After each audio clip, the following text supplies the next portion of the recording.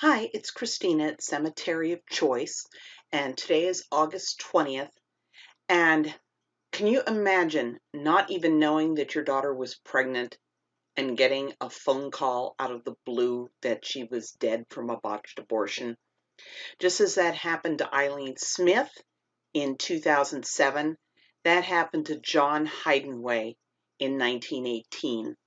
I have more details, but first let's get to an earlier abortion death that I have very little information about.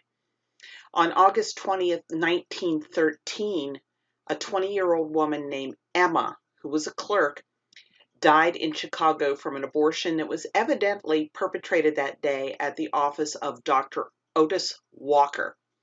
Now, Emma had reportedly gone to Walker's office early Wednesday morning, and a Dr. Charles West was summoned there to administer chloroform. And he didn't linger, but he returned late that afternoon and found Emma evidently lifeless, with Walker desperately attempting to revive her. She was rushed to St. Anthony's Hospital but declared dead on arrival. Walker was indicted by a grand jury, but I haven't yet seen any evidence that the case actually went to trial. That's all I know. And the second one is the one I was talking about, the phone call that came as a terrible shock because John and his wife had seen their 25-year-old daughter Alma off on Sunday, August 18th. Her mother had helped her pack her bags for a 2-week vacation with a friend in Milwaukee.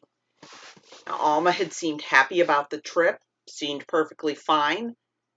So why was a Dr. James Stowe of Chicago calling on the evening of August 20th, telling them that Alma had died in his office?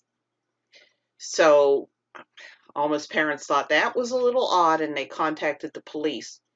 So a police ambulance surgeon, Dr. Holloway, went to pick up Alma's body at Stowe's office, and he noticed some slight discoloration on Alma's head, face, arms, and legs, but didn't think that they were necessarily the result of violence. Now, they questioned Stowe, who told Lieutenant Ira McDowell, that Alma had come to his office on the afternoon of Monday, August 19th, looking very ill and in a lot of pain. And he diagnosed her with neuralgia, given her an injection of morphine, and put her to bed. He said that she'd been in pain again on the afternoon of Tuesday the 20th, so he'd given her another quarter grain of morphine. Gave her another 8 grains at 4 o'clock, and when he'd gone to check on her at 6, he'd been alarmed by how close to death she seemed, so he sent for Dr. J.J. Stoll. And Alma was dead by the time Dr. Stoll arrived. She died at about 6:30 p.m., Stowe told police, and he thought it was most likely due to morphine poisoning and high blood pressure. Now, shortly before dying, Stowe said Alma had whispered her phone number to him so that he could notify her parents. Alma's mother said that Alma had $68 when she left home, and she had received her 2 weeks vacation pay in advance. But when she found Alma's purse at Dr. Stowe's office, it only had 75 cents in it. So conjecture what you will from that. Now, the autopsy indicated that Alma had died of a post-abortion infection.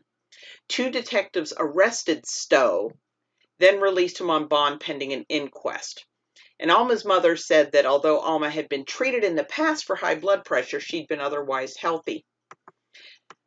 So Alma had worked as a private secretary for the head of the restaurant supply department of Sears and Roebuck. She'd worked there for about 13 years.